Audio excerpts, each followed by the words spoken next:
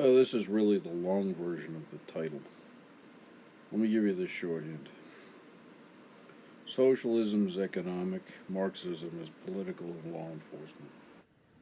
The fact that very few people really understand that simple first cut notion that socialism is economic and Marxism is how you take the money from people to put it in a giant pile at the federal government level or state or wherever the decision making authority that takes the money is set up. Obviously, the founding fathers understood the basic principle of if you're going to take away a lot of people's money and have a central government making the decisions for people, then you have to have the cops and the military used to take people's money away.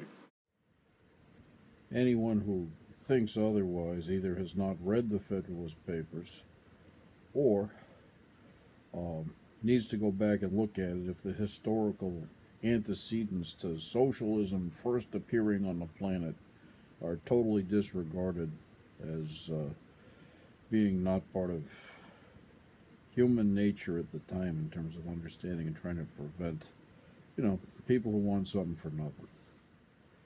I didn't say that quite right. The idea is preventing people who want something for nothing becoming a majority of the population and electing people who want to aggregate all the money at the center of the government, have the decision making centralized instead of distributed. Just as a kind of an introduction to people who know me and some who don't, I tend to think about everything in terms of who makes what decisions. It's how I look at it. As you'll see here, money is a proxy for decision making. It isn't really all the decisions that get made. Okay, here's the fundamental question.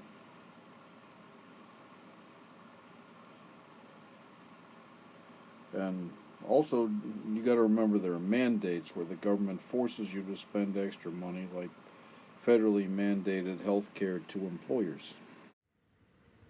Healthcare is actually a great example because it already is socialist. It's just, I hate to say it, but what it looks like to me is you bribe all the providers into pretending it's not socialist to keep it not socialist. That's what Obama did. It was the genius of his mandate. All right, we're starting to take some of that apart according to the de jure news. The de facto news you don't even want to know about, that's my world. All around me is socialism. We will tell you what you need. We will tell you what you know. I get that all the time. I'm not who I am because my mail hasn't been delivered. It wasn't always this way. The government jobs used to be low paying and you took them because you could get a pension out of them and a steady job. That's all changed de jure, which is, according to the newspapers. That's all that matters. I'm doing this little video essay. It's really more like I'm sitting around at my desk and saying to a bunch of people on my staff, why don't we have some people go look into looking at and mapping socialism and Marxism in the following ways. These are really preliminary ideas, which I'll illustrate. So with socialism, the issue looks like money, and it's a close proxy for it, but it's really freedom, which is ability to make one's own decisions. In other words, the issue is decision making.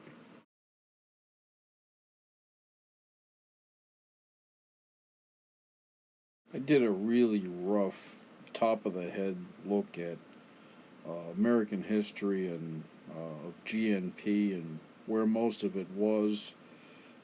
And if you notice, the beginning hardly anything's in Washington, and over time more and more accreted there. But there's also the state levels and all those kinds of things that can be mapped by economists in terms of absolute dollars, constant dollars, percentage of GDP, or whatever they want to come up with. I don't know. The idea being, if you want to have a basic map of centralization and what the giant honeypot in Washington has become relative to the rest of the economy, you have to actually map it out. And one of the ways to do it is just to track GNP by state. These statistics, they're all at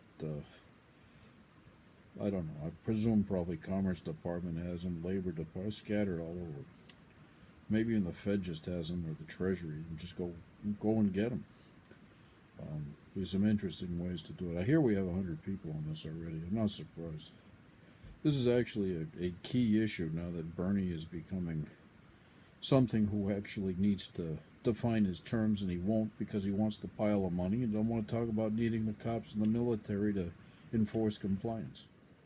That sounds wrong. He wants to have all the money and make all the decisions so you can make your own decisions. I look around me in Quincy and I laugh. Oh man. Someday the story will come out, I hope. And if not, I'll just, my next life, sit around and laugh for hours on end. You want to find someone's political leaning. Anthony Downs in the 50s was absolutely right. The question is, how much control should governments have over economic decisions? And there's the spectrum.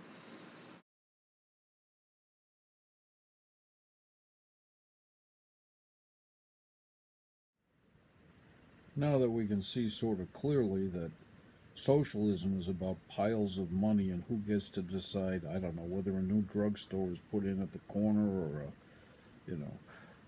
whether it's going to be a farmer's market, and that's irrespective of zoning issues, which are local issues, collectives, usually in smaller cities anyway. Anyway, the issue is, Marxism. It's who's the oppressed class who needs to have decisions made favorably, and whose rights do we take away in order to make the officially oppressed classes more equal. It's the redistributionist argument. And the only mechanism, ultimately, whether you start out with, gee, this is Sweden and Denmark, or this is, Nazi Germany. Oh, wait, that was National Socialists, and they weren't socialists because we call them Nazis now and insist they're on the right. I can't believe we fell for that one. Soviet Union, Cuba, Nicaragua, yada, yada, yada. We got a whole long list of failures. This is really off point, but Marxists don't understand motivations, like religious benevolence, or just benevolence in general. Look at how they reacted to Trump before and after he was elected. They didn't understand that sentiment was getting better in terms of business people. And this one I also mapped out a while ago, actually more recently than the other one. But this basically shows what the Trump movement is about. It's really anti-Marxism. Not so much anti-socialism, but anti-Marxism. I was informed that people were working on better taxonomies than that, better looking taxonomies than that a couple of months ago. So just, put that in. It's just kind of a placeholder for thinking about the difference between the money piles and the political and law enforcement ideologies. And crime is a good thing so long as it's not stealing from the tax man. Because crime softens up the opponents of Marxism. We need jackboots around to collect taxes and take them off of arresting murderers and rapists and keeping them locked up. I know that because the penny lane around me is just wacko. Okay, we're going to put Marxism and socialism together. See what we get. They've been inseparable. You really can't have one without the other. You may aim for Denmark, but you're going to get Venezuela. It's the way it goes when you centralize the money pots and use force to get it. How much you want the government involved? How much should cops be used to collect taxes? And then once they're collecting taxes, how much to enforce non-tax mandates like political correctness? Is John Locke and the natural rights of man. Boil it down to one convoluted sentence. Two convoluted sentences. Look at that. And here's their mantras. We'll tell you what you need and we'll tell you what you know.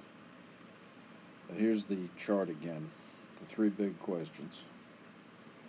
We'll tell you what you need and we'll tell you what you know. Enjoy.